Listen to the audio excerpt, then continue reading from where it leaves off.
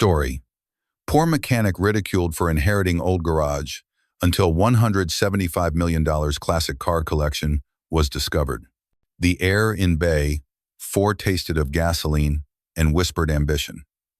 It was one of 6 identical bays in a sprawling, noisy auto repair cooperative, a place where mechanics rented space by the month. For Liam Vance, it was both his kingdom and his cage. At 28, he moved with the quiet confidence of someone who spoke the language of engines better than he spoke to people. His hands, perpetually stained with grease no soap could fully conquer, were his greatest assets. They were also, at the moment, barely keeping his head above water. "She's purring like a kitten now, Mrs. Gable," Liam said, wiping his hands on an already filthy rag. He leaned over the open hood of a 15-year-old sedan, a gentle smile on his face. The elderly woman standing beside him clasped her hands together, her relief palpable. "Oh, Liam, you have magic in those hands. The dealership told me it was the transmission. They wanted to charge me half of what the car is worth." Liam shook his head, pointing with the handle of a screwdriver. "It wasn't the transmission. See this little wire here?" The connection had frayed. Happens all the time on this model. The vibrations from the engine wear it down over the years. All it needed was a new connector and a proper seal. He closed the hood with a gentle but firm thump. "You're all set." "What do I owe you?" she asked, already fumbling in her purse. This was the part Liam hated. He glanced around the bustling garage, the clang of metal, the hiss of pneumatic wrenches, the shouts of other mechanics. His rent on this bay was due in 3 days. His own truck needed new brakes. He hadn't eaten a real meal since yesterday's lunch, subsisting on coffee and the sheer will to get through the afternoon. The smart thing to do would be to charge her the standard 1-hour diagnostic fee, plus parts, $150 easy. He just couldn't do it. "Don't you worry about it, Mrs. Gable," he said, forcing a casual tone. "The part cost me less than $1. Just be safe out there." "Nonsense," she insisted, pressing a folded $20 bill into his palm. "You take this. For your time. A gentleman shouldn't work for free." Her insistence made it impossible to refuse without a lengthy back and forth. "All right," he conceded, the paper feeling flimsy and insufficient in his calloused hand. "Thank you, Mrs. Gable." He watched her drive away, the car's engine running smoother than it had in years. The $20 in his hand felt less like a victory and more like a symbol of his predicament. It would buy him dinner tonight, but it wouldn't make a dent in the mountain of debt that cast a long shadow over his life. Student loans from a top-tier mechanic program, the exorbitant cost of high-quality tools, the rent for his tiny apartment, it was a relentless tide, and he was treading water as hard as he could. He loved the work. He loved the puzzle of a broken machine, the satisfaction of making something right again. But he was beginning to fear that love wasn't enough to survive on. That evening, the feeling of quiet desperation followed him home to his small second-floor apartment. The space was neat and sparse, decorated with little more than a few framed diagrams of classic engines on the walls. On his small kitchen counter sat the enemy, a stack of envelopes, bills, overdue notices, and a final warning from his landlord. He sorted through them with a practiced, grim weariness until his fingers landed on one that was different. It was a heavy, cream-colored envelope. There was no clear return address, only the embossed logo of a downtown law firm, Dawson, Croft & Associates. His heart immediately seized with a familiar dread. A lawsuit? Had the Ope's owner finally had enough of his late payments? Was a creditor taking him to court? His hands trembled slightly as he tore it open. The paper inside was just as thick, the language dense and formal. He scanned the jargon last will and testament, executor of the estate, bequeathed. And then he saw the names. His own, Liam Vance. And another that was like a faint echo from a distant past. Arthur Vance, his grandfather. Liam sank onto a wobbly kitchen chair, reading the letter again, slower this time. He had no memories of Arthur Vance. He was his mother's father, a man she never spoke of. There had been some kind of falling out, a family schism that had happened before Liam was born. All he knew was that Arthur was a brilliant but difficult man, a mechanic like him, and that he had cut off all contact with his daughter long ago. Liam's mother had passed away 5 years prior, taking any chance of reconciliation with her. He had assumed his grandfather was either long gone or had simply never cared to know he had a grandson. The letter requested his presence at their office the following afternoon to discuss the terms of his inheritance. The word felt absurd. Inheritance. It was a word for rich families in old movies, not for people like him. The next day, Liam felt profoundly out of place as he walked into the lobby of Dawson, Croft, and Associates.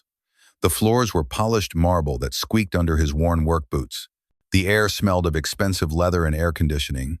He'd worn his best clothes, a clean pair of jeans, and a collared shirt, but he still felt like a smudge of grease on a pristine painting. A receptionist led him to a corner office with a panoramic view of the city. Mr. Davies, a partner at the firm, was a man in his late 60s with silver hair and a suit that probably cost more than Liam's entire toolbox. He gestured for Liam to sit in a plush leather chair that hissed as it took his weight. "Mr. Vance," Davies began, sliding a thin manila folder across the vast mahogany desk. "Thank you for coming in. I'll be brief. I am the executor of your grandfather's estate. His passing was some time ago, but due to the private nature of his affairs and some difficulty in locating you, the will is only now being formally executed." I never knew him," Liam said, his voice feeling small in the cavernous room. "I didn't even know he had passed." "He was a very private man," Davies said, his tone devoid of emotion. "He was simply closing a file. His will is quite straightforward. He had no other living relatives. After settling his accounts, there is a single asset remaining. He leaves it to you, his sole heir." Davies paused, pulling a single object from the folder and placing it on the desk. "As per his last will and testament, Arthur Vance leaves you his property, a commercial building and the land it sits on, located at 1450 Blackwood Road. It was once a business known as Vance's Garage." Liam stared at the object on the desk. It wasn't a photograph or a deed, it was a key. It was huge, at least 5 inches long, made of heavy, black iron. The head was an ornate, almost floral pattern, and the bit was complex and jagged. It was a key from another century. "A garage?" Liam asked, his mind racing. "Was it a functioning business? Did it have tools? A steady stream of customers?" A flicker of impossible hope ignited within him. Mr. Davies gave a slight, almost pitying sigh. "I feel I should manage your expectations, son. The garage has not been operational for several decades. It's been locked up, abandoned. Frankly, the structure itself is likely a teardown. The city may even have it condemned by now. The value, Mr. Vance, is in the land. The area is being redeveloped. The plot itself is worth a not insignificant sum." The flicker of hope died. So, he hadn't inherited a business. He'd inherited a problem. Another thing to deal with. Another complication in a life already overflowing with them. "That's all?" Liam asked. "There's nothing else?" "That is the entirety of the estate," Davies confirmed, standing to signal the end of the meeting. "My paralegal will send you the formal deed and title documents. For now," he pushed the key forward. "This is yours." Liam picked it up. It was cold and shockingly heavy, the weight of a story he'd never known. He curled his fingers around it, the ornate head pressing into his palm. He walked out of the law office and back into the bright, indifferent afternoon sun. He got into his beat-up truck, the engine starting with a familiar, rattling cough that he knew he needed to fix. He drove back to his apartment, the iron key sitting heavy on the passenger seat beside him. That night, he didn't even look at the pile of bills. He sat on his couch, the key in his hand, turning it over and over. He wasn't a man who had received an inheritance. He was a man drowning in debt who had just been handed the keys to a ruin. There was no sense of fortune, no feeling of salvation. There was only the bone-deep exhaustion of his daily struggle and the cold, silent mystery of the heavy iron key resting in his palm. It felt less like an opportunity and more like a final cosmic joke. The next morning, Liam's old Ford F-150 rattled its way across town, a familiar, sputtering protest accompanying every shift of the gears. He drove with the heavy iron key on the passenger seat, its cold, dark shape a stark contrast to the sun-bleached dashboard. He was heading towards the edge of town, to Blackwood Road, a place he hadn't thought about in years. He remembered it as a forgotten industrial artery, a place of low-slung warehouses and chain-link fences. But as he drove, the landscape began to change. The gritty, familiar city gave way to something new and unnervingly sterile. Old brick buildings were being sandblasted clean, their windows replaced with massive sheets of glass. Brightly colored banners flapped in the breeze, advertising luxury loft living and artisan commercial spaces. Construction cranes dotted the skyline like metallic birds of prey. The air of decay, he remembered, had been replaced by the scent of fresh lumber and poured concrete. This wasn't a revival, it was an erasure. He found it at the very end of the road, the last bastion of the old world before the new development began. 1450 Blackwood Road, Vance's garage. Liam pulled his truck over to the curb and simply stared. The lawyer's description hadn't done it justice. It was less a building and more a monument to neglect. The brick facade was stained black with decades of grime, and in several places, the bricks had crumbled away, revealing the wooden skeleton beneath. The large bay doors were weathered to a pale, splintery gray, and the windows on the second floor were boarded up with mismatched pieces of plywood. Weeds, thick and defiant, grew in a dense thicket around the foundation, their roots slowly prying the concrete apart. It was a rotten tooth in a row of gleaming new veneers. A profound sense of disappointment washed over Liam, so potent it felt like a physical weight. He had allowed a sliver of irrational hope to grow overnight, a foolish, childish fantasy that maybe the lawyer was wrong, that maybe a hidden gem awaited him. But this was a wreck, a liability. Sullivan's words echoed in his mind. The value is in the land. He got out of his truck, the crunch of his boots on the gravel-strewn asphalt sounding unnaturally loud in the quiet air. He walked a slow perimeter around the building. He could see where the roof sagged in the middle, a clear sign of water damage and rot. A faded, barely legible sign hung askew above the main doors, its ghost lettering spelling out, Vance's G-R-E. He was standing there, absorbing the full scale of the disaster, when a sound, or rather the lack of one, made him turn. A car had pulled up behind his truck, but it had arrived in near total silence. It was a sleek black electric sedan, a brand whose logo alone was worth more than his truck. It looked like a panther, all smooth, predatory lines, and it made his own vehicle look like a tired old donkey. The driver's door opened, and a man in his 50s stepped out. He was tall and lean, dressed in a perfectly tailored charcoal suit that looked immune to the dust in the air. His shoes were polished to a mirror shine, and a slim, expensive watch glinted on his wrist. He moved with an easy, confident grace, his eyes scanning the dilapidated garage with an expression of faint amusement before they landed on Liam. He smiled, a practiced, charming smile that didn't quite reach his eyes. "You must be the heir," the man said, his voice smooth and resonant. He strode forward, extending a hand. "Richard Sullivan. I'm the developer for the Blackwood Point project." He gestured vaguely at the construction cranes in the distance. Liam wiped his palm on his jeans out of instinct before shaking the man's hand. Sullivan's grip was firm and brief. "Liam Vance." "A pleasure, Liam," Sullivan said, though his tone suggested it was merely a formality. "I've been trying to get in touch with the owner of this property for years. Your grandfather, Arthur, was a stubborn man. Wouldn't even return my letters. I just found out about all this yesterday," Liam admitted, feeling the need to explain his presence, his worn clothes, his very existence. Sullivan nodded, his eyes flicking over Liam's faded shirt and grease-stained boots. It was a quick, almost imperceptible glance, but it spoke volumes. "Of course. Let me save you some trouble then. This place," he said, waving a dismissive hand at the garage, "is an eyesore and a hazard.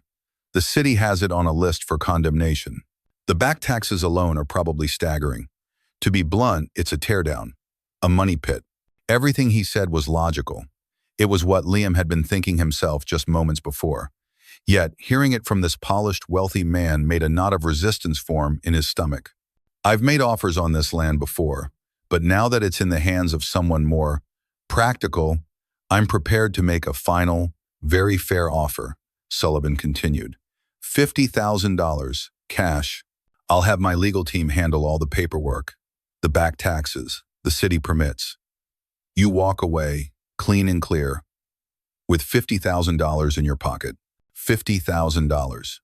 The number hung in the air, shimmering like a mirage. It was a lifeline. It would pay off his student loans. It would cover the deposit on a better apartment.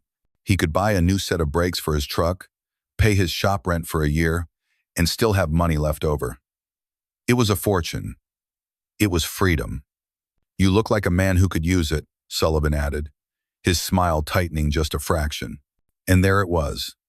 The charm dissolved, revealing the condescension beneath. It wasn't just an offer, it was a judgment. A dismissal of Liam's life, his struggles, his worth. Sullivan saw him not as the owner of a property, but as a problem that could be solved with a check. The knot in Liam's stomach hardened into something sharp. He looked from Sullivan's immaculate suit to the crumbling brick of the garage.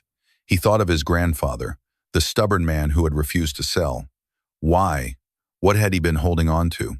"I think I'll look inside first," Liam said, the words coming out quieter than he intended, but firm. "Thanks." Sullivan's smile faltered. He let out a short, incredulous laugh. "Look inside? Son, what do you expect to find in there? A winning lottery ticket? Raccoons and black mold is more like it. Sentimental value doesn't pay the bills. Be smart about this." "I want to see it for myself," Liam repeated, his gaze unwavering. For a moment, Sullivan's mask of affable charm slipped entirely. A flicker of cold annoyance crossed his features. He had expected a quick, easy transaction. This was an unforeseen complication. He visibly composed himself, pulling a slim business card from his jacket pocket and holding it out. "Suit yourself," he said, his tone now clipped and cool. "Waste your afternoon playing in the dirt. But don't be a fool, Liam. This is a one-time offer. I'm moving on to the final phase of my development, and this piece of land is the last obstacle. My offer stands for 72 hours. After that, I'll just go through the city, get it condemned, and buy it at a public auction for a fraction of the price. The outcome is the same for me, but not for you." Liam took the card. The cardstock was thick and embossed. "Richard Sullivan, CEO, Sullivan Development Group." "Don't let your pride cost you 50 grand, Sullivan said as a final parting shot. He turned without waiting for a reply, glided back to his silent black car, and drove away, leaving Liam standing alone in a small cloud of unsettled dust. The air felt different now. The silence was heavier. Liam looked at the garage, but he saw it through new eyes. Before, it had been a ruin, a burden. Now, it was a battleground. It was a secret his grandfather had kept, a legacy he had protected from men exactly like Richard Sullivan. The $50,000, which had seemed like a lifeline just minutes ago, now felt like a bribe, a temptation to give up before he even knew what he was fighting for. He walked to the large, splintery main door, his boots crunching on broken glass. He looked down at the business card in one hand, then at the heavy, ornate iron key in the other. Pride. Sullivan had called it pride. Maybe it was. Or maybe it was just a flicker of his grandfather's stubbornness, a genetic refusal to be pushed around. With a newfound sense of purpose, Liam faced the door. He shoved the business card into his back pocket and raised the key. It slid into the enormous, rusted lock with a gritty protest.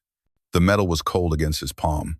He took a deep breath, gripped the key with both hands, and turned. The old iron key protested, groaning in the rusted lock as if waking from a long, deep slumber. Liam had to put his shoulder into it, his muscles straining against decades of seized metal. With a final, jarring crack, the lock mechanism gave way. The sound echoed in the unnerving silence of Blackwood Road. He pulled the key out and slid one of the massive wooden doors sideways. It scraped against the concrete floor, a low grating sound that sent shivers down his spine. A narrow slice of daylight cut into the darkness within. It wasn't enough. Liam fumbled for his phone, switching on its flashlight. He pushed the door further, just enough to slip inside, and pulled it shut behind him. The sudden plunge into near-total blackness was disorienting, broken only by the thin, inadequate beam of his phone. The air was the first thing that hit him. It was thick, heavy, and layered with the smells of time itself. There was the acrid tang of stale, congealed oil, the damp, earthy scent of decay, and the dry, chalky perfume of undisturbed dust. It was the smell of a place that had been sealed like a tomb, its atmosphere perfectly preserved. He took a hesitant step forward, his boots crunching on something unseen. He aimed his light at the floor.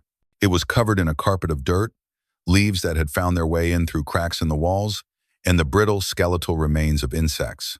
As his eyes adjusted, the vastness of the space began to reveal itself. The main garage was cavernous, far larger than it had appeared from the outside. The ceiling soared upwards into darkness, at least 30 feet high. High above, grimy, wire-reinforced skylights offered the only natural illumination, not bright sunlight, but a weak, spectral glow that pierced the gloom in hazy, ethereal shafts. Dust motes, thick as snowflakes, danced in these beams, creating a scene that was strangely beautiful, like a cathedral of dust. Thick, draping cobwebs, some as large as fishing nets, hung from the rafters and clung to every surface, swaying gently in the disturbed air. This was no workshop. It was a mausoleum for forgotten things. With a growing sense of dread, Liam began his exploration. He swept his light across the space, revealing islands of clutter in a sea of shadows. Against one wall was a mountain of old tires, their rubber cracked and petrified. The brand names Firestone, Goodrich faded but still legible, ghosts from another era of motoring. Next to them, a stack of wooden crates was slowly collapsing under its own weight, their contents spilling out, rusted chrome hubcaps, cracked headlights, and brittle fan belts. He moved deeper into the garage, towards a series of long workbenches that lined the far wall. Here, the chaos was more organized. Tools lay scattered across the wooden surfaces, but they were tools he barely recognized. Heavy, oversized wrenches for adjusting drum brakes, strange-looking devices for setting ignition timing by hand, a bulky, primitive engine diagnostic machine with a mess of tangled wires and cloudy glass gauges. They were the instruments of a master craftsman from a different generation. His own computerized diagnostic tools felt a world away. This was Arthur Vance's domain, and it was clear no one had touched it since he had last walked out. A wave of profound sadness washed over Liam. This wasn't just a derelict building, it was the abandoned life's work of the grandfather he never knew. Every rusted tool, every forgotten part, told a story of hands that had once skillfully brought engines to life. Now, they were just artifacts, slowly being reclaimed by time and neglect. He continued his grim inventory, stacks of old automotive magazines, their pages fused together by dampness, their colorful covers bleached to pale shades of blue and red, cans of motor oil and finishing wax, their labels peeling, their contents long since solidified. It was a treasure trove for an industrial archaeologist, perhaps, but for a young man drowning in debt, it was a confirmation of his worst fears. Sullivan was right. The man was a vulture, but even a vulture could tell the difference between a carcass and a feast. This was a carcass. Just as the weight of his disappointment became almost too much to bear, his flashlight beam caught something in the center of the vast, open floor. It was a shape, a large, solitary object draped in a massive, heavy-duty canvas tarp. Despite everything, a flicker of hope, stubborn and foolish, ignited in his chest. Why cover just one thing? In a garage filled with junk, a deliberate covering implied importance. It suggested value. It was the only object in the entire space that had been purposefully protected. His heart began to beat a little faster. He walked towards it, his footsteps seeming to echo in the vast, silent space. The tarp was thick, with a blanket of dust that rose in a choking cloud as he approached. It was heavy, stiff with age. He found a corner and gripped it with both hands. What would it be? A rare European sports car? A classic American muscle car? He allowed his imagination to run wild for a precious second, fueled by the impossible fantasies that get a person through hard times. This would be the moment. The reveal. The secret that his grandfather had hidden away. He pulled. The heavy canvas slid off with a rasping sound, landing on the floor in a stiff, dusty heap. Liam stared, the beam of his phone shaking slightly in his hand. It was a truck. A 1,950-second pickup, maybe a Ford or a Chevy. It was hard to tell under the decay. Its original paint, once a cheerful farm road blue, had surrendered to a mottled, leprous patchwork of rust. The front grille was bent inwards, as if it had lost a fight with a telephone pole. One headlight was missing, leaving a dark, vacant eye socket. The wooden bed had rotted through in several places, and the tires were flat, their sidewalls cracked and split open. It wasn't just old, it was ruined. It was the kind of vehicle you'd expect to find slowly sinking into a field, not intentionally covered in the center of a garage. The flicker of hope didn't just die, it was violently extinguished. A bitter, hollow laugh escaped Liam's lips. Of course. This was the grand treasure. A piece of junk not even a scrapyard would pay for. He felt like a fool, a child who had believed in a fairy tale only to be shown the grim reality. He kicked one of the flat tires in frustration, a small puff of rust and dust exploding from the fender. That was it. He was done. Sullivan could have the place.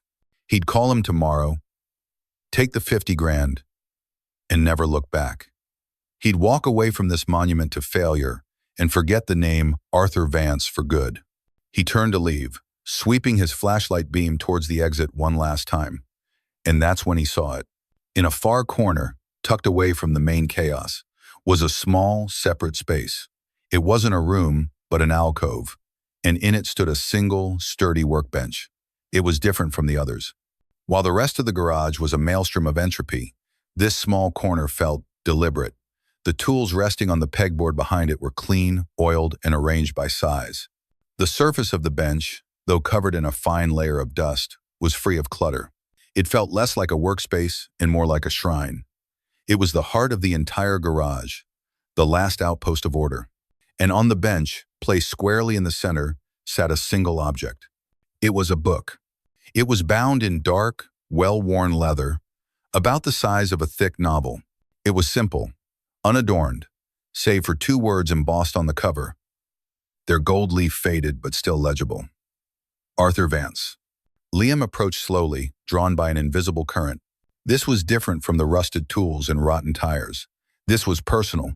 This was a direct link to the man himself. He reached out and brushed a layer of dust from the cover. He picked it up. It felt solid, important. He opened it to the first page. The paper was thick and yellowed with age. Written in elegant, precise cursive, with the confident strokes of an engineer, was a single sentence. It was not a greeting, nor a date, but a statement of principle.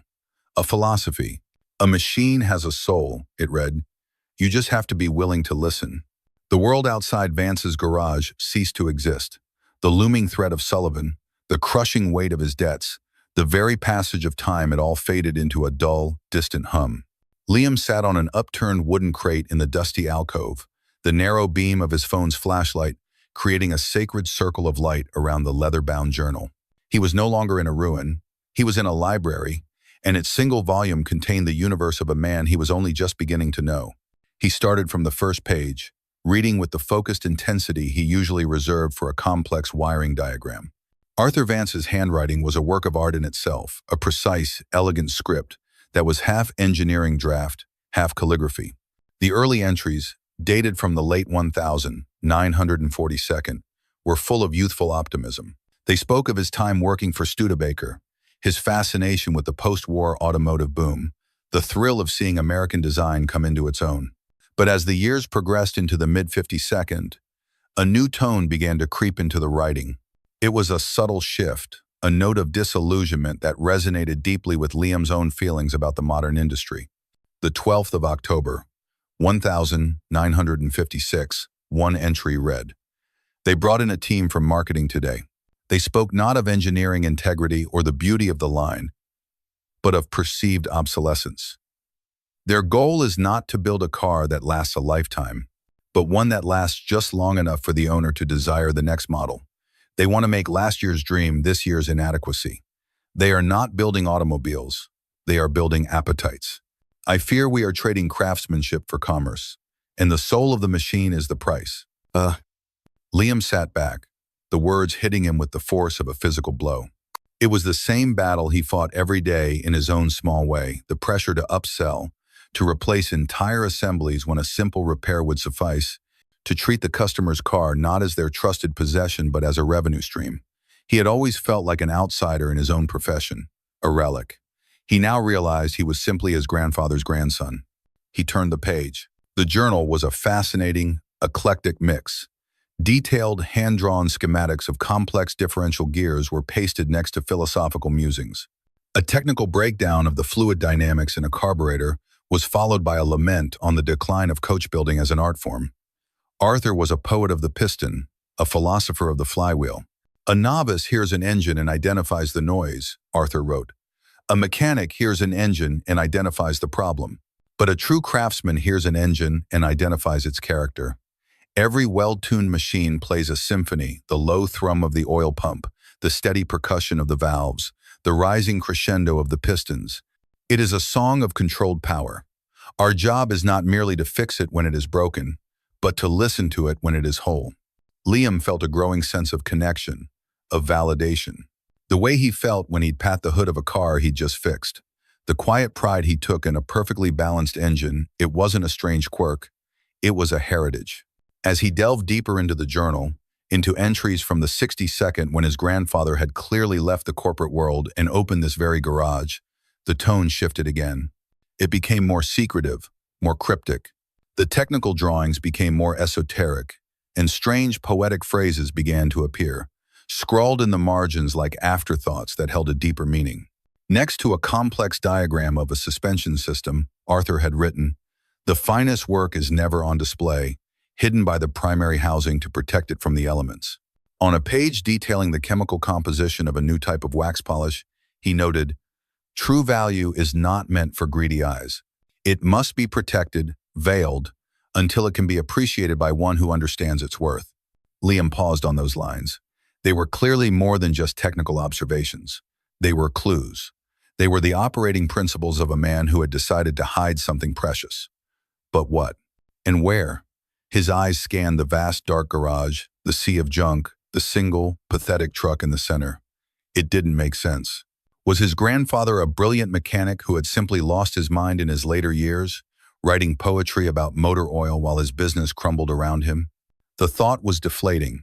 He was about to close the journal, the weight of his real-world problems pressing in on him again, when he decided to flip towards the end. The entries here were less frequent, the dates further apart. He stopped on a page from the early 1992nd.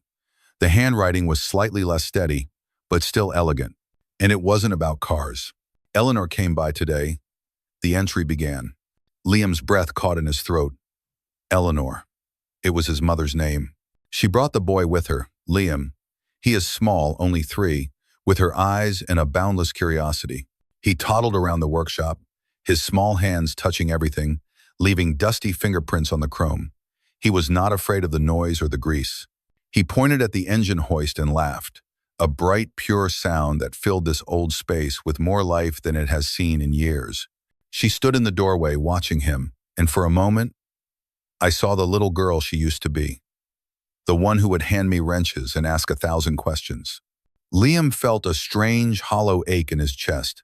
A memory that wasn't his own flickered into existence. He had been here, in this garage. He had met this man. "She told me she is worried about the world he is growing into," the entry continued. "A disposable world.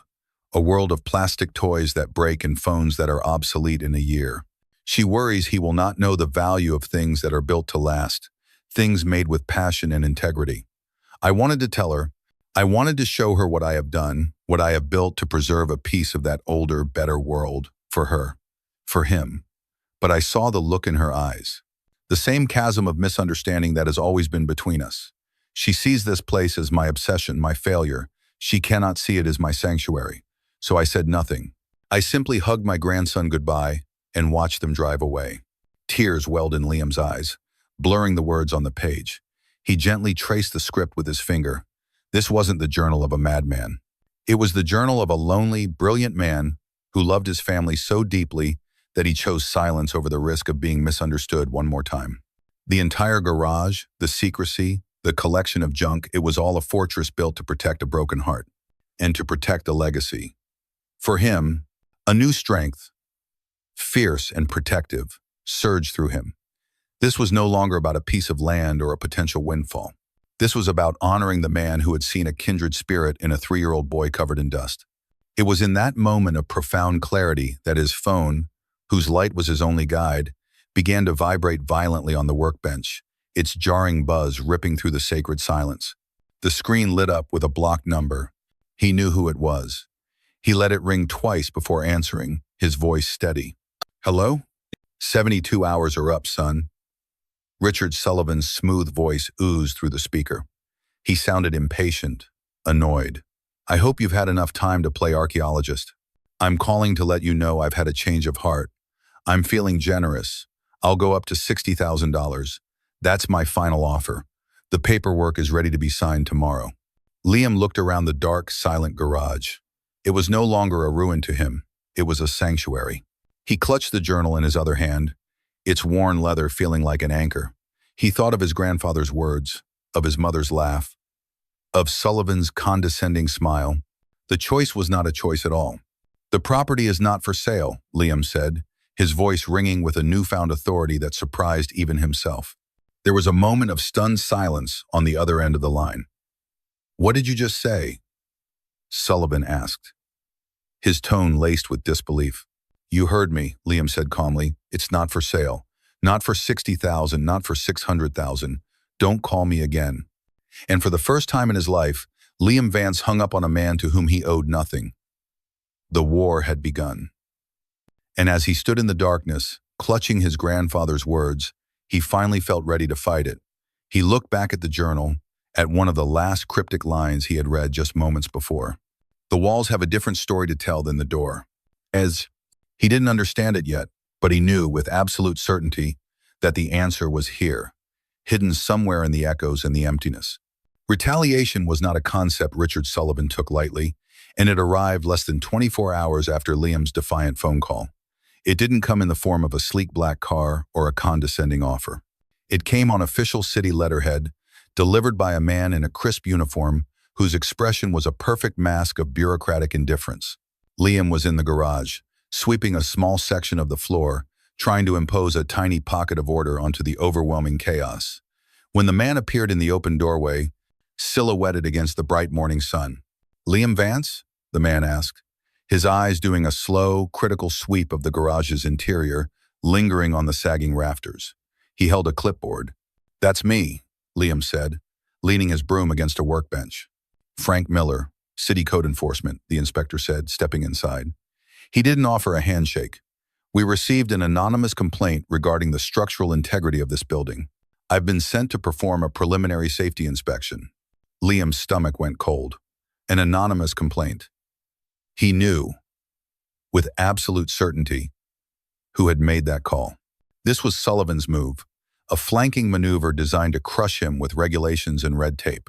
For the next hour, Liam followed Miller in a tense, silent procession as the inspector walked the property. He pointed his flashlight into dark corners, tapped on support beams with a small hammer, and made meticulous notes on his clipboard. He spoke in a clipped, professional monotone, listing his findings as if reading a death sentence. Evidence of significant roof leakage and water damage to the primary support trusses. Compromised load-bearing wall on the eastern side. Inadequate ventilation. Faulty wiring, what's left of it. Multiple fire hazards. He finally stopped in the center of the garage and looked at Liam, his expression unchanged. The building is unsafe, Mr. Vance. It's a public safety hazard. He tore a sheet from a pad on his clipboard. It was a bright, alarming shade of orange. This is an official notice of condemnation. You have 30 days to submit a full structural engineering report and a bonded repair plan to bring this building up to city code. Failing that, the city will move for compulsory demolition. 30 days. The words echoed in the cavernous space. An engineering report alone would cost thousands he didn't have. The repairs themselves? Hundreds of thousands. Maybe more. It was an impossible task, a checkmate delivered by a man in a civil servant's uniform. Sullivan hadn't needed to fight him. He was having the city do it for him. The trap was sprung. The inspector affixed the bright orange notice to the inside of the main door, a glaring beacon of defeat. My report will be filed this afternoon, he said. It will likely mention that the adjacent Blackwood Point development project has expressed concerns about this property. Good day, Mr. Vance. The subtle mention of the project was the final, twisting knife. Left alone, Liam sank onto the same crate where he had read his grandfather's journal, the bright orange notice seeming to pulsate in his peripheral vision. The elation and purpose he had felt last night evaporated, replaced by the cold, familiar dread of helplessness. He needed advice. He needed an ally. He drove back to his rented bay, the world seeming grayer than it had that morning. He found his friend and mentor, Sal, a veteran mechanic in his late 60s, with hands as gnarled as old oak roots, wrestling with the transmission of a vintage muscle car. "Sal, I need to ask you something," Liam said, standing by the toolbox. Sal grunted as he tightened a bolt, then slid out from under the car on a creeper. "If it's about borrowing my torque wrench again, the answer's yes. But you owe me a coffee." He saw Liam's face and his jovial expression softened. "What's wrong, kid? You look like you just saw a ghost." Liam explained everything: the inheritance, the dilapidated garage, the confrontation with Richard Sullivan, and the condemnation notice. He laid it all out, hoping for a pearl of wisdom, a secret strategy he hadn't considered. Sal listened patiently, wiping his hands on a rag. When Liam was finished, he sighed, a long, weary sound. "Sullivan, huh? The guy's a shark. He's been buying up that whole part of town for years. Doesn't care what he bulldozes." He looked Liam straight in the eye. "Kid, I'm going to give you the best advice you're ever going to get. Take the money." "What?" Liam asked, stunned. "But Sal, you're always talking about integrity, about fighting for the little guy." "This ain't fighting, kid. This is suicide," Sal said, his voice firm but kind. "This isn't a street fight where the toughest guy wins. This is a boardroom fight. He'll bury you. He's got a team of lawyers who will tie you up in legal knots until you can't afford to buy shoelaces. The condemnation notice is just his opening move. Next will come fines, liens, court orders. He will bleed you dry, and then he'll pick up your garage for pennies at a city auction.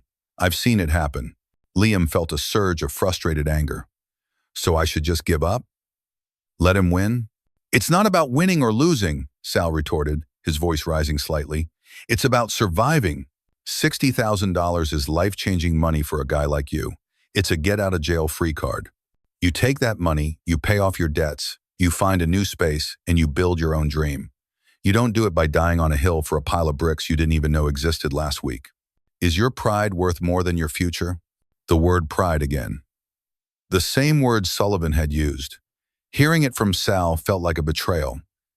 He was being practical, logical, and Liam hated him for it. He left Sal's bay without another word, the older man's advice ringing in his ears. Was he being noble, or was he just being a fool? Was he honoring his grandfather, or spitting on the one real chance he had to escape his life of constant struggle? The questions tore at him, leaving him feeling more isolated than ever before. That night, he couldn't stay in his apartment. The silence was too loud, the bills on his counter too judgmental. He needed to be somewhere that felt real. He drove back to Vance's garage. He slipped inside, the darkness welcoming him like an old friend. He didn't turn on his phone's flashlight right away, letting his eyes adjust to the faint moonlight filtering through the grimy skylights. He stood there, breathing in the scent of dust and oil, feeling the immense, silent weight of the building around him. Was Sal right? Was this whole quest just a sentimental fantasy? He made his way to the alcove and picked up the journal, its worn leather a comforting weight in his hands. He didn't need a light to read. He was looking for a feeling, not for information. He ran his fingers over the cover, thinking of the man who had written the words inside, a man who had hidden himself away from a world he felt didn't understand him, a man who had faced his own Sullivans and chosen retreat, choosing to protect what was precious rather than let it be corrupted, hidden from greedy eyes, protected by the shadows. The phrases took on a new, urgent meaning. He had been so focused on the philosophical nature of the words, but Arthur Vance was not just a philosopher. He was an engineer, a builder, a man of precision. His words weren't just metaphors, they had to be instructions. Liam's flashlight beam snapped on, cutting through the darkness. He flipped through the journal again, his eyes scanning for the line that had stuck with him. There it was, at the bottom of a page filled with calculations for load-bearing tolerances. The walls have a different story to tell than the door. He had read it before, but now, with Sal's pragmatism and Sullivan's threats echoing in his mind, he understood it on a visceral level. He had been thinking like an heir, like a dreamer. He needed to think like a mechanic, like his grandfather. The answer wasn't in what had been left on the floor. It was in the structure itself. The container. He stood up and began to inspect the garage in a way he hadn't before. He ignored the junk, the rust, the decay. He looked at the bones of the place. His light traced the mortar lines of the brick walls, the heavy steel I-beams, the concrete floor. He was looking for an anomaly, an inconsistency, the one detail that didn't fit. His beam swept across the back wall, a massive, unbroken expanse of aging brick. Behind a towering, rusted industrial shelving unit, crammed with old engine blocks and heavy transmissions, something caught his eye. It was nothing, really. A slight difference in the light's reflection, a subtle change in the texture. His heart began to pound. It was behind the one object in the garage that would be nearly impossible to move. A perfect hiding spot.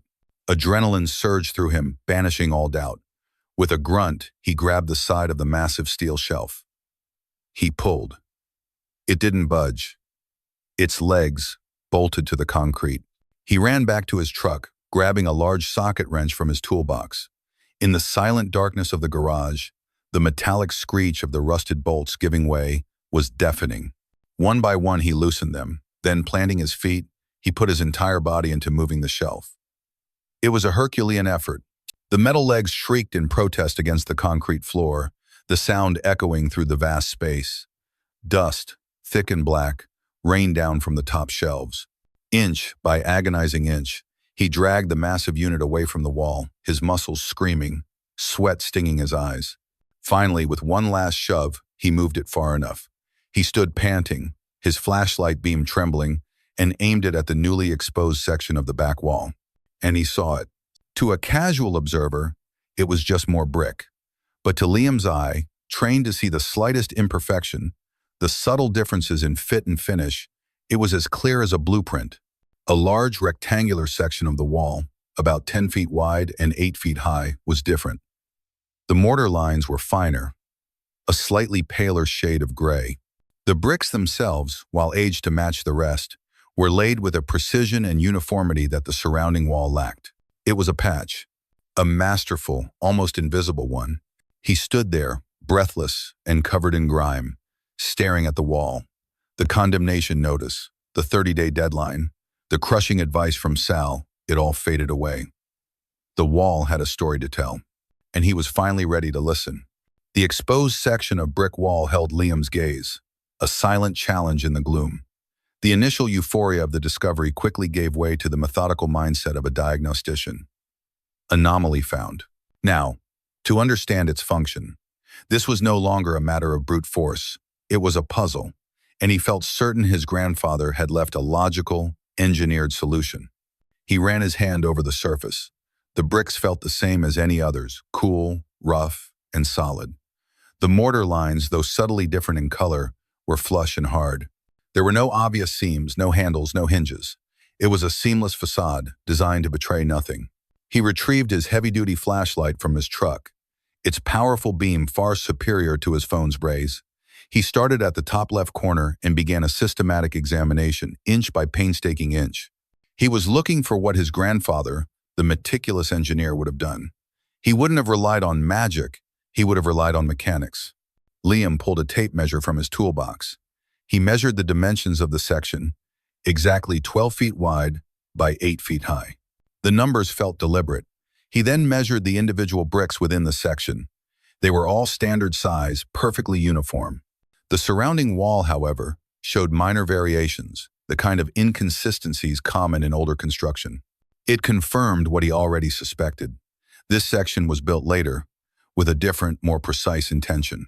Recalling his grandfather's phrase from the journal, "Listen to the soul of the machine," Liam realized he needed to apply that principle to the wall itself. He balled his hand into a fist and began to tap gently on each brick. Thud, thud, thud. Each impact produced the same dull, solid sound, the sound of dense brick and mortar. He worked his way across the top row, then the second, then the third. The sound was maddeningly consistent. Hours melted away. His knuckles grew raw. The dust he disturbed made his throat dry. Doubt, a cold and creeping vine, began to wind its way back into his thoughts. Was he crazy? Was he so desperate for a miracle that he was inventing patterns where none existed? He imagined telling Sal about this, that he was spending his night tapping on a brick wall because of a cryptic line in a dead man's diary. The thought made his face burn with embarrassment. He was halfway down the wall, his hope beginning to fray, when his tapping fist landed on a brick near the bottom. about 3 rows up from the floor. Thok. The sound was different. He stopped, his heart leaping into his throat. It wasn't a loud difference, but it was unmistakable. Where the others had been a dead, low-frequency thud, this one had a higher pitch, a slight resonance, a hollowness. He tapped it again. Thok. Then he tapped the brick next to it. Thud. He moved back to the first one. Thok. It was real. With trembling fingers, he examined the brick. It looked identical to the others. He tried to push on it, to wiggle it. It was solid, held fast by the mortar, but the sound didn't lie. There was a space behind it. This was the weak point. This was the keyhole. He raced back to his toolbox, his mind alight with renewed purpose. He returned with a thin, sharp, cold chisel and a heavy mallet. This was delicate work. If he was wrong, he would just be senselessly vandalizing the wall. If he was right, he could damage the mechanism within. He positioned the tip of the chisel into the fine mortar line around the hollow-sounding brick. He took a deep, steadying breath, trying to control the tremor in his hands. He tapped the end of the chisel lightly with the mallet. A small puff of gray dust erupted. He tapped again, harder this time. The mortar began to crumble, falling away in small chips. He worked patiently, meticulously tracing the outline of the brick. He didn't rush, channeling the careful precision he'd read about in the journal. After 10 minutes of painstaking work, the brick was free from its surrounding mortar. He put down his tools and pressed his fingers into the gap he had created, prying it forward. It resisted for a moment, then came loose in his hand. He set the brick carefully on the floor and aimed his flashlight into the dark, rectangular cavity he had created. His breath hitched. It wasn't a gaping hole leading to a hidden room. It was a small, self-contained space, barely larger than the brick itself. And inside, mounted within a heavy cast-iron housing, was a mechanism. It was a thing of industrial beauty, a complex assembly of gears and pins, all coated in a thin layer of protective grease. And connected to the gearing was a lever. It was not a simple switch or a button. It was a flat, cold-rolled steel lever about a foot long, set flush into the housing. It was designed to be pulled downwards. This was no simple lock from a hardware store. This was a custom-built, industrial-grade piece of engineering. His grandfather had designed and built this himself. The sheer complexity of it, the level of forethought and skill, was staggering. For a long moment, Liam just stared, mesmerized. He was looking at his grandfather's mind, made manifest in steel and grease. The passion, the paranoia, the genius, it was all here, hidden inside a single brick. A wave of apprehension washed over him. This was the point of no return. What would pulling the lever do? It was connected to something massive, something powerful enough to require such a robust mechanism. He thought of the condemnation notice, of the inspector's warnings about the building's structural integrity. What if this was some kind of trap? What if pulling it brought a section of the unstable roof crashing down on him? He hesitated, his hand hovering over the opening. He thought of Sullivan's smug, confident face. He thought of Sal's well-intentioned but deflating advice. He thought of the $50,000 that could solve all his problems, and the quiet dignity of the man who had written the journal. That man hadn't built this elaborate device as a joke. He had built it to protect something. He had built it for someone who was willing to listen, someone who had the patience to look beyond the surface. He had built it for Liam. The fear receded, replaced by a profound sense of destiny. This was his inheritance. Not the decaying building or the plot of land, but this moment, this discovery. This was the test. He reached into the dark cavity, his fingers wrapped around the cold, smooth steel of the lever. It felt solid, powerful. He took a deep breath, the dusty air filling his lungs, and pulled down. For a split second, nothing happened. A sickening wave of anticlimax washed over him. Had it seized up after all these years? Had he come all this way for nothing? Then, he felt it. A low, deep rumble started. Not a sound he heard with his ears, but a vibration he felt through the soles of his boots, traveling up from the concrete floor. It was the powerful, low-frequency hum of a heavy electric motor, somewhere deep within the walls, coming to life after decades of silence.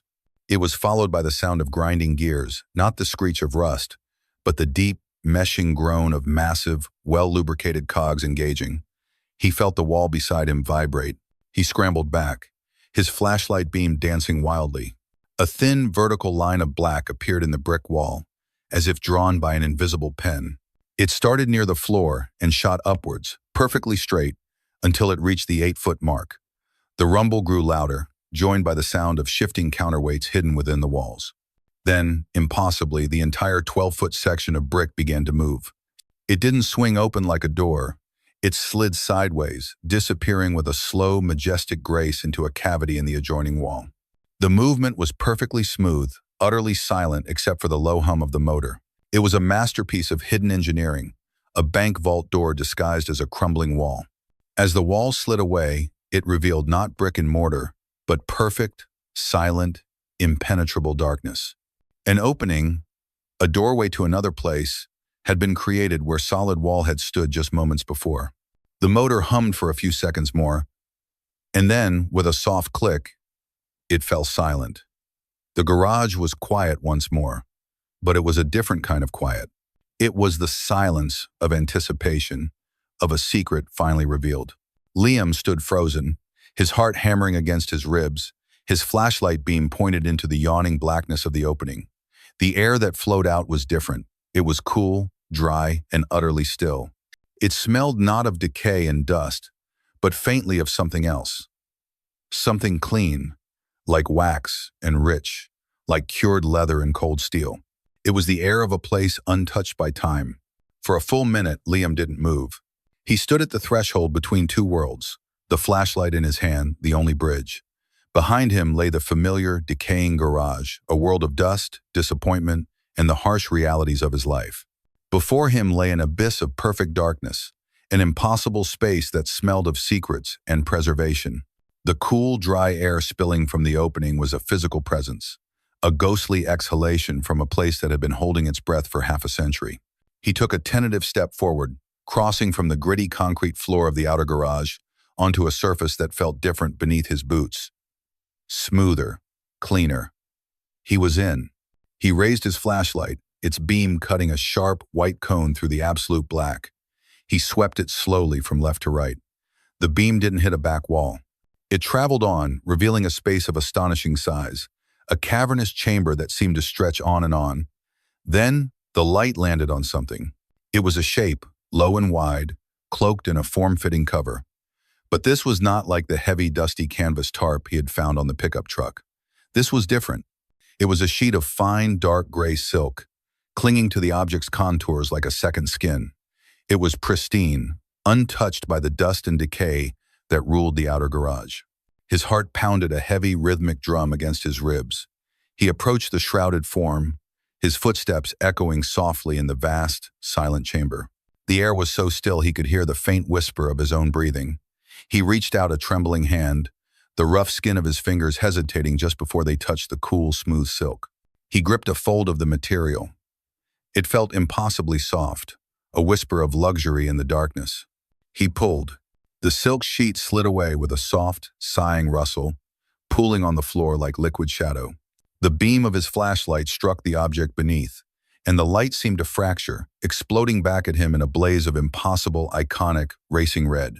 Rosso Corsa, Liam gasped, stumbling back a step as if pushed by a physical force. He knew that color. He knew that shape. The impossibly long, sloping hood. The three small air intakes, shaped like a D. The iconic egg crate grille that looked like a hungry mouth. The round, clear-lensed headlights that stared back at him like the eyes of a mythological beast. It was a 1962 Ferrari 250 GTO. It wasn't a model. It wasn't a replica. It was real. And it was perfect. The paint was so deep it looked wet, its flawless surface reflecting his stunned face and the beam of his flashlight with perfect clarity. The chrome wire-spoke wheels glinted. The yellow prancing horse shield on the fender seemed to vibrate with latent energy. It didn't look old. It looked eternal, as if it had just rolled off the Maranello assembly line that very morning. Liam felt a wave of vertigo. His mind, accustomed to dealing in terms of hundreds of dollars for brake jobs and thousands in debt, struggled to process the reality of what he was seeing. This car, this single car, was not just a car. It was a legend, a holy grail. Only 36 had ever been built. They were the most valuable, most sought-after automobiles on the planet. He had seen pictures of them in magazines, watched documentaries about them with a sense of distant awe. They were artifacts, museum pieces, assets traded between billionaires for sums that defied comprehension, 50, 60, $70 million. And one of them was sitting here, in his grandfather's forgotten garage. He slowly circled the Ferrari, his flashlight tracing its divine curves. He ran a finger over the cool painted metal, half expecting it to dissolve like a mirage. It was real, solid. He felt a hysterical laugh bubble up in his throat, a sound of pure, unadulterated disbelief. Then he remembered. This wasn't the only shape. He tore his eyes away from the GTO and swung his flashlight beam further into the darkness. There, parked next to the Ferrari in a neat, orderly row, was another silk-draped form, and another next to it, and another. The reality of the situation crashed down on him. This wasn't a hidden garage with a single car. This was a collection. He moved with frantic energy now, a treasure hunter who had just struck the mother lode. He lunged towards the next car and tore away its silk covering. The light revealed the sleek, silver, otherworldly beauty of a 1957 Mercedes-Benz 300 SL Gullwing. Its iconic doors were closed, but he could imagine them sweeping upwards like the wings of a magnificent silver bird. It was a masterpiece of German engineering, a car that looked like it had flown in from the future, even now. He barely had time to register its perfection before he moved to the next. He ripped off the sheet, deep, lustrous, night black paint, a dramatic, fin-like seam running down its spine, a swooping, teardrop shape of such impossible elegance that it seemed more sculpture than machine. Liam's knees went weak. He knew this car only from black and white photographs in history books. It was a 1936 Bugatti Type 57 SC Atlantic, the Mona Lisa of the automotive world. Only 4 were ever made, and one had been lost for decades, a ghost that collectors spoke of in hushed, reverent tones. He was looking at the ghost. He stumbled from car to car, his movements feverish, his gasps echoing in the silent hall. Each unveiling was a new shock to his system, a new impossibility made real. He uncovered a 1964 Shelby Cobra Daytona coupe, its Viking blue paint and white racing stripes promising brutal, unadorned American power. Only 6 of these coupes were ever built to take on Ferrari at Le Mans. Next to it, an Aston Martin DB5, resplendent in silver birch, the same model and color as the one made famous by James Bond. It was sophistication and danger, cast in aluminum.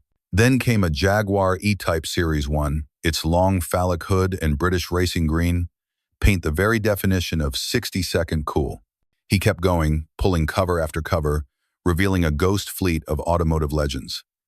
A stunning Porsche 356 Speedster, a rare Lancia Stratos HF Stradale, a Lamborghini Miura, the original supercar, its shocking lime green paint and headlight eyelashes looking as audacious as they had in 1966.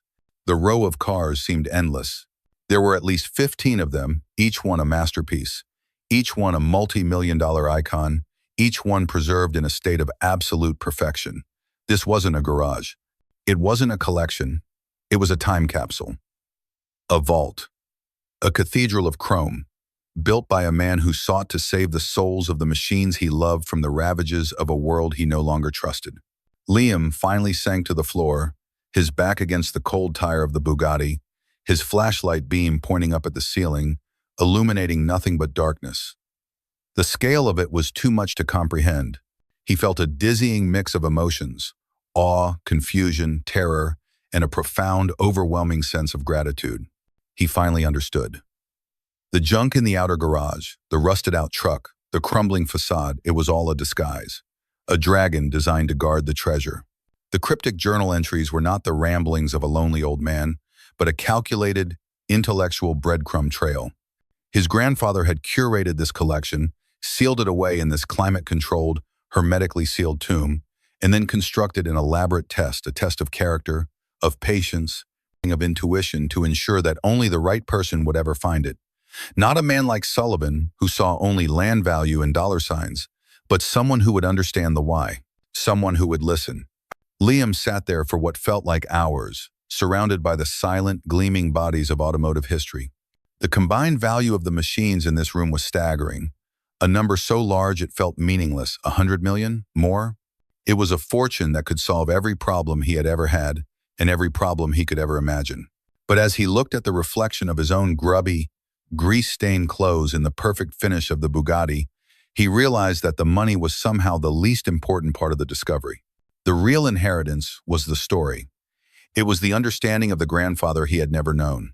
It was the validation of his own passion, the proof that his love for the art of the automobile was not a foolish quirk, but a legacy.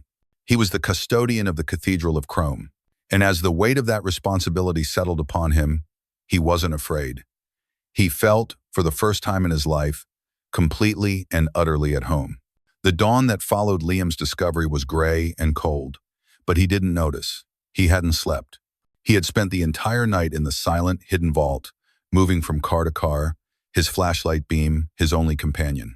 He had touched the cool leather of the Aston Martin seats, peered through the window at the Spartan, race-focused interior of the Cobra Daytona, and simply stared at the Bugatti, trying to comprehend its impossible beauty. With the first light of morning filtering weakly through the grimy skylights of the outer garage, a new and terrifying thought began to crystallize in his mind.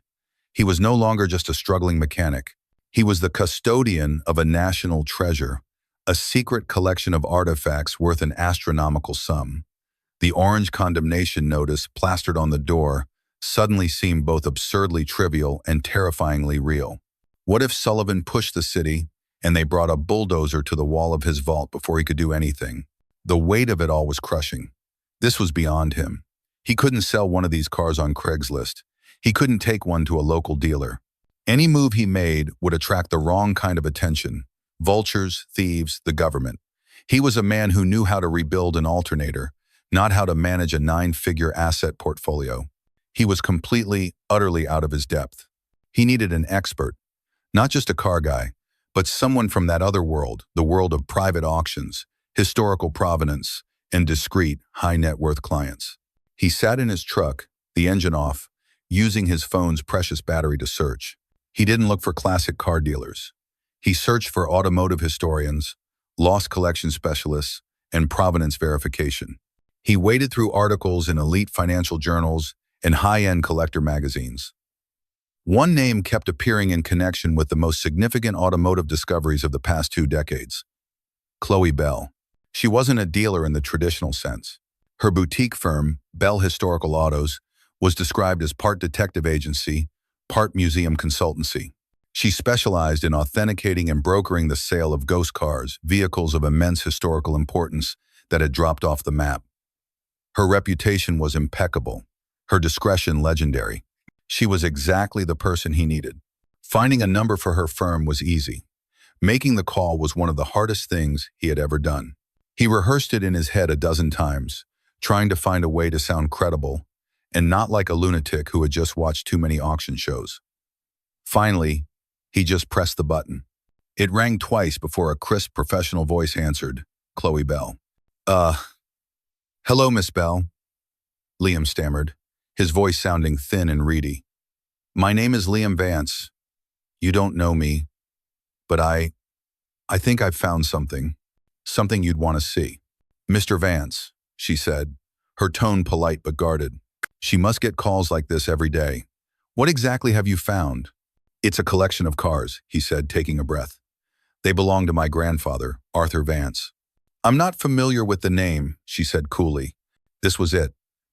The moment of truth. "He has a 1962 Ferrari 250 GTO, Liam said, the words feeling alien in his mouth. There was a pause on the other end of the line, a beat of silence that was more eloquent than any word. "Is that so?" Chloe said, her tone shifting from polite dismissal to sharp, focused interest. "And a Mercedes 300 SL Gullwing," Liam continued, gaining a bit of confidence, "and what I think is a Bugatti Type 57 SC Atlantic." Another, longer pause. "Mr. Vance," she said, her voice now completely serious, "where are you located?" 2 days later, a black town car, far more discreet than Sullivan's flashy sedan, pulled up in front of the garage. A woman in her late 30s stepped out. She was sharply dressed in dark trousers and a tailored blazer, her hair pulled back in a severe professional bun. This was Chloe Bell. She had an air of intense intelligence, her sharp eyes taking in every detail, the crumbling facade, the overgrown weeds, and the bright orange condemnation notice still affixed to the door. Her expression was a perfect poker face, betraying nothing. "Mr. Vance," she said, extending a hand. Her grip was firm. "You've been busy." Her eyes flicked towards the massive, rusted shelving unit he had dragged away from the wall. "You have no idea," he said, his voice hoarse. He led her inside. She paused in the center of the outer garage, her professional gaze sweeping over the clutter and decay. If she was disappointed or skeptical, she didn't show it. She was observing, analyzing. "My grandfather believed in camouflage," Liam said by way of explanation. He led her to the back wall, to the section of pristine brick. She ran a hand over it, her expert eyes immediately seeing the subtle difference in the mortar. "Remarkable," she whispered. "The best part is on the other side," Liam said. He reached into the cavity, his hand finding the cool steel lever. He pulled it. As the low hum of the motor started and the wall began to slide open, Chloe Bell's professional composure finally cracked. Her eyes widened, her mouth falling slightly agape. She watched, transfixed, as the doorway to the vault was revealed. She instinctively took a step back as the cool, dry air washed over her. She didn't speak. She simply stepped across the threshold, pulling a small, high-powered flashlight from her bag. Liam followed, watching her. Her beam cut through the darkness and landed on the Ferrari. She let out a long, slow breath, a sound of pure, unadulterated reverence. "My God," she whispered. She walked towards it, not as an appraiser, but as a pilgrim approaching a holy shrine. Chassis number 3705 GT. It was sold to a private collector in California in 2062 and vanished 2 years later. It's been on every most wanted list for 50 years. She moved down the line, her flashlight beam illuminating one icon after another. Her professionalism returned, but it was now supercharged with an electric excitement. She spoke their names like a litany. The gull-wing alloy body, incredibly rare. The Cobra Daytona, CSX 2299. The one that Dan Gurney drove to victory at Le Mans. We thought it was lost in a fire. She stopped dead in front of the Bugatti, her light tracing its impossible curves. For a full minute, she was silent. "The La Voiture Noire," she finally breathed, using the car's famous nickname, Jean Bugatti's personal car. It vanished from a train heading out of Bordeaux in 1940, ahead of the Nazi invasion. No one has seen it since. It was considered the single greatest mystery in automotive history. She turned to Liam, her eyes shining with an intensity that startled him. "This isn't a collection, Mr. Vance. This is a resurrection." She looked around the vault, at the rows of perfectly preserved masterpieces. "The Lost Vance Collection," she said, more to herself than to him. It was a myth, a ghost story old collectors used to tell. They said a brilliant but eccentric engineer named Arthur Vance was secretly buying up the world's most important cars in the 62nd and 72nd, spiriting them away before they could be crashed or modified. No one ever believed it was real. For the next 2 days, the vault became her office. She worked with a tireless, focused energy that left Liam in awe. She used a tablet to cross-reference chassis and engine numbers with secret international databases. She took microscopic paint depth readings, inspected weld points, and documented every detail with thousands of high-resolution photos. Liam became her assistant, holding lights, carefully lifting engine covers, and answering her endless questions about the journal and his grandfather. Finally, on the evening of the second day, she was done. She closed her tablet and looked at him. They were sitting on 2 old crates in the center of the vault, surrounded by the silent, gleaming ghosts of history. "I've authenticated every vehicle," she said, her voice quiet but ringing with authority. "The provenance is undeniable. Your grandfather's journal was the key, the missing link for many of them." "So," Liam began, his throat dry. "What are we talking about?" Chloe looked him straight in the eye, her expression deadly serious. "Mr. Vance." "Liam, it's difficult to calculate the value of history, of art this significant. Some of these cars are literally priceless." But based on recent private sales, auction records, and the unprecedented nature of finding them all together, in this condition, she took a deep breath. Conservatively, this collection is worth at least $175 million. The number dropped into the silence of the vault like a stone into a deep well. $175 million. It wasn't a real number. It was an abstraction, a concept. Liam felt lightheaded, the world seeming to tilt slightly on its axis. He put his head in his hands, not sure whether to laugh or be sick. Before he could form a response, a sharp, piercing sound cut through the silence. It was Chloe's phone. She glanced at the screen, a frown creasing her brow. It was a blocked number. With a murmured apology, she answered it, putting it on speaker. "Chloe, it's Marcus," a man's clipped, British voice said without preamble. "The Whisper network is on fire.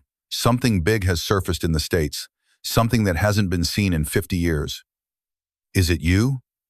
Are you on it?" Chloe's eyes went wide. She looked at Liam, a silent, urgent question in her eyes. News traveled impossibly fast in their world. "I'm with a client, Marcus," she said evasively. "Don't play coy," the man snapped. "I'm representing a consortium. They're prepared to make a preemptive bid, to take the entire collection, whatever it is, off the market before it ever sees the light of day. No questions asked. Sight unseen. Our opening offer is $200 million. US. Chloe ended the call, her hand trembling slightly. She stared at Liam, her professional composure finally, completely gone, replaced by a look of sheer, unadulterated shock. Liam's quiet, secret inheritance had just become the subject of an international bidding war. The $200 million offer hung in the air, a number so colossal it seemed to suck all the oxygen from the vault. Liam's mind reeled, unable to grasp the sudden, violent escalation. Just days ago, his biggest problem was a late rent payment. Now, faceless international consortiums were throwing fortunes at him for a treasure they hadn't even seen. Chloe was already in motion, her shock hardening into strategic focus. "Marcus is aggressive, but he's not a liar," she said, pacing in the narrow space between the Bugatti and the Cobra. "If he knows, others know. The Whispers have escaped. We're out of time, Liam. That condemnation notice isn't just a threat anymore. It's a ticking bomb. A man like Sullivan will hear these same rumors, and when he does, he won't come back with a bigger check. He'll come back with a bulldozer." Her words were a jolt of cold water. "What do we do?" Liam asked, his voice barely a whisper. "We move," she said decisively. "We move the most valuable assets to a secure, climate-controlled facility.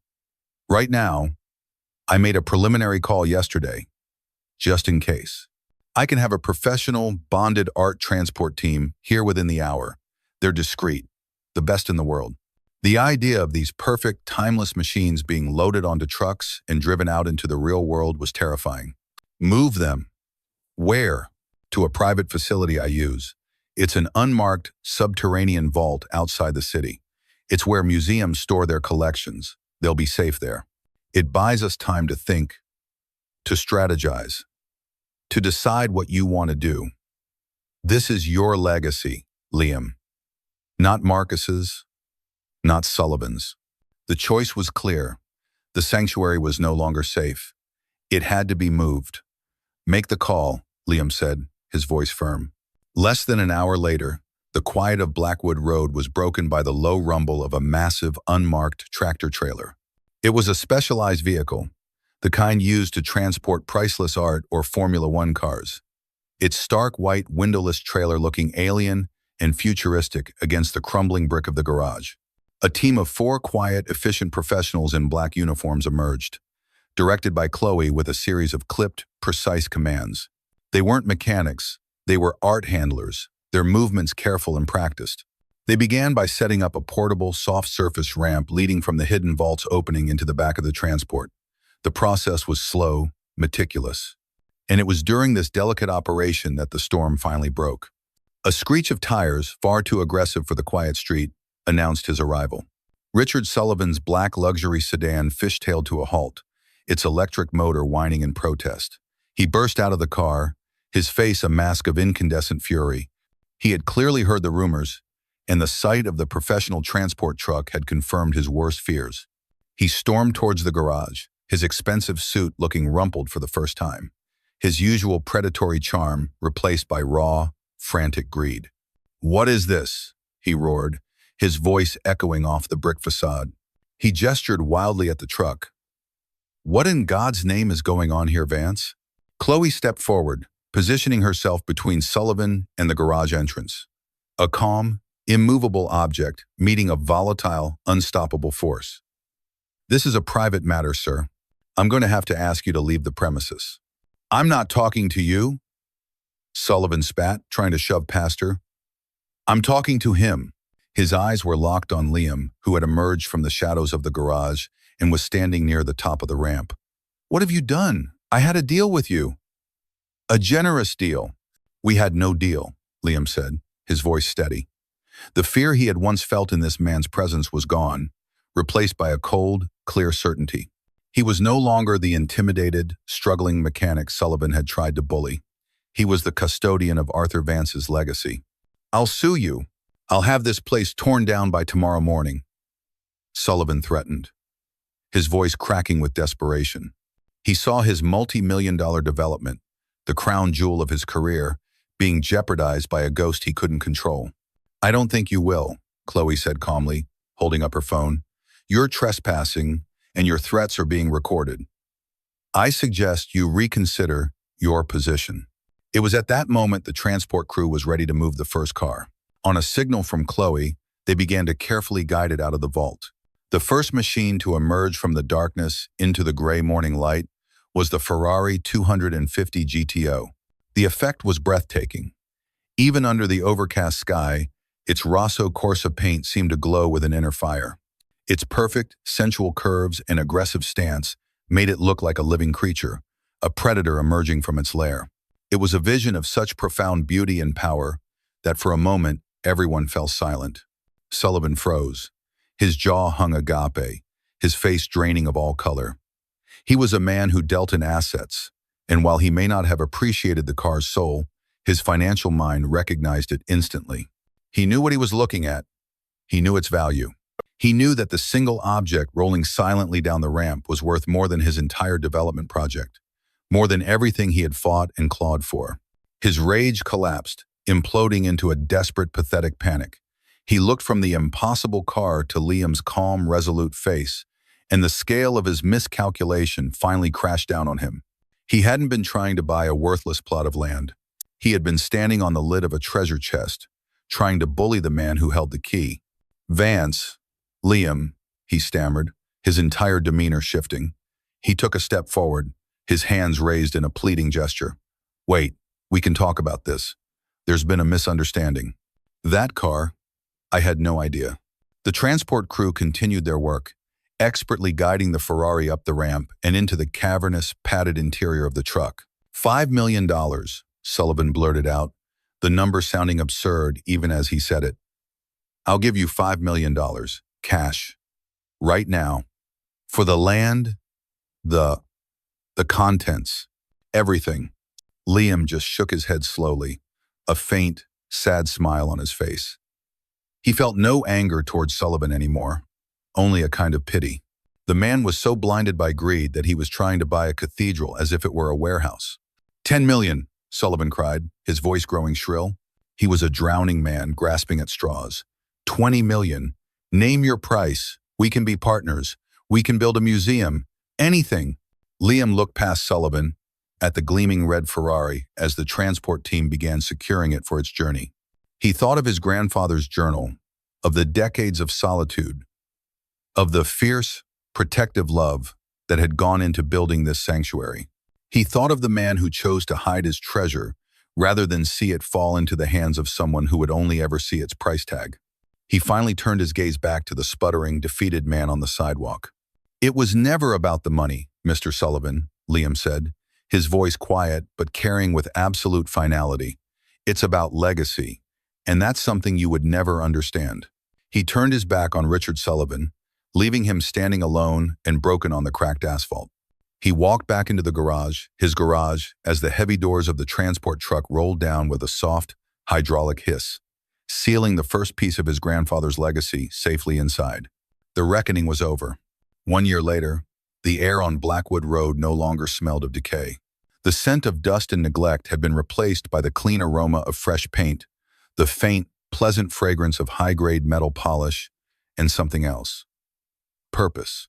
Vance's garage still stood, but it was transformed. It had been reborn.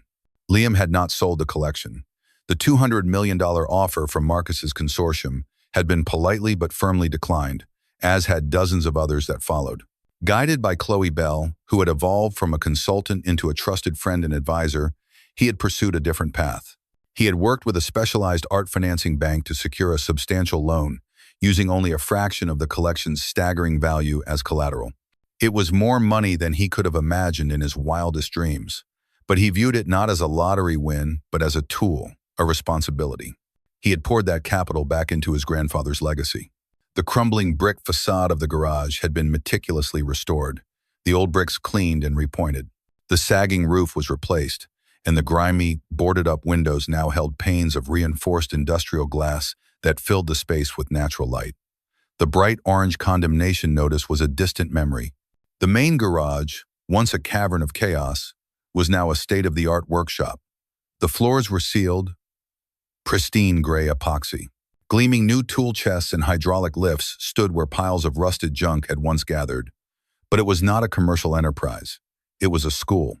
In a corner of the workshop, Liam stood next to a teenage boy who was nervously holding a timing light, its strobe aimed at the engine of a humble but beautiful 1968 Ford Mustang. "Easy now, Marcus," Liam said, his voice calm and encouraging. "Don't watch the light. Listen. Hear that? That slight hesitation? The engine is telling you what it needs. You just have to listen." The boy nodded, his brow furrowed in concentration. He was one of 4 apprentices in the inaugural class of the Vance Foundation Youth Program, an initiative Liam had created for at-risk teens from his old neighborhood. It was a fully funded program that taught them the art and science of mechanics, not just how to replace parts, but the philosophy of craftsmanship he had inherited from his grandfather. He was giving them not just a trade, but a sense of value and purpose. He was passing it on. Through a new modern glass door at the back of the workshop was the true heart of the new facility. The hidden vault was hidden no more. The secret brick door was permanently open, serving as a dramatic entryway into what was now a stunning, museum-quality gallery. The space had been finished in minimalist white, with a sophisticated indirect lighting system that made the cars look like jewels resting on black velvet.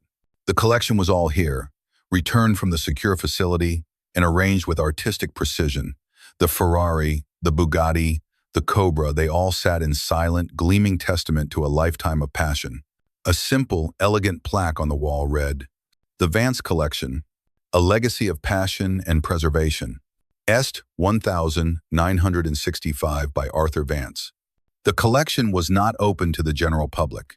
It was a private museum, accessible by appointment to engineering students, historians, automotive design classes, and true enthusiasts. Admission was free. Its purpose was not profit, but education and inspiration. It was exactly what his grandfather, the philosopher mechanic, would have wanted. Liam left his apprentice to work under the watchful eye of another instructor and walked into the gallery. He paused by the Bugatti, its deep black paint absorbing the light, its presence as powerful as ever. He no longer felt the dizzying vertigo of its monetary value. He felt the weight of its history, the honor of being its protector. He had found letters and documents in a hidden safe in the vault, detailing his grandfather's quiet acquisition of each car, often saving them from being scrapped or irrevocably modified. He hadn't just been a collector, he had been a rescuer. His life had changed in every conceivable way. He lived in a modest but comfortable house a few miles away. His debts were a thing of the past. He no longer worried about the cost of a meal or the price of new brakes. But the core of him, the man who loved the soul of a machine, remained untouched. The money had not defined him. It had enabled him. It had given him the freedom to fully become the person he was always meant to be. He walked past the multi-million-dollar icons, his destination a car tucked away in a place of special honor. It wasn't the most valuable car in the collection, not by a long shot, but it was his favorite. It was a small, silver 1955 Porsche 356 Speedster, a car renowned for its perfect balance and intimate connection between driver and road. It was the first car he had worked on himself, spending weeks lovingly restoring its engine to a state of whisper-perfect mechanical harmony. He slid into the driver's seat, the worn leather embracing him. He turned the key. The Porsche's air-cooled flat-4 engine barked to life with a crisp, distinctive thrum. It was a sound of pure, unadulterated mechanical joy. As the sun began to dip towards the horizon, casting long shadows across the immaculate new asphalt of Blackwood Road, Liam drove the Porsche out of the garage. He turned onto a winding coastal highway, the evening sun glinting off the car's silver curves. He was not driving a priceless asset. He was driving a dream. He was having a conversation with the road, with the machine, and with the ghost of the grandfather he now knew so well. He smiled, not the shocked, disbelieving smile of a man who had won the lottery, but the deep, contented smile of a man who had found his place in the world. He was no longer just a mechanic. He was a custodian, a teacher, a grandson, finally honoring his legacy. The greatest treasure he had discovered was not the fortune hidden behind the wall, but the purpose that had been waiting for him all along. Thank you for joining us on this incredible journey at Upstory. The greatest legacies are often the ones we never expect. What did you think of Liam's choice? Would you have sold the collection or honored it in the same way? Let us know your thoughts in the comments below. And if you love stories that uncover the extraordinary and the ordinary, make sure to subscribe and hit that notification bell so you never miss an update. We appreciate every one of you. Until next time.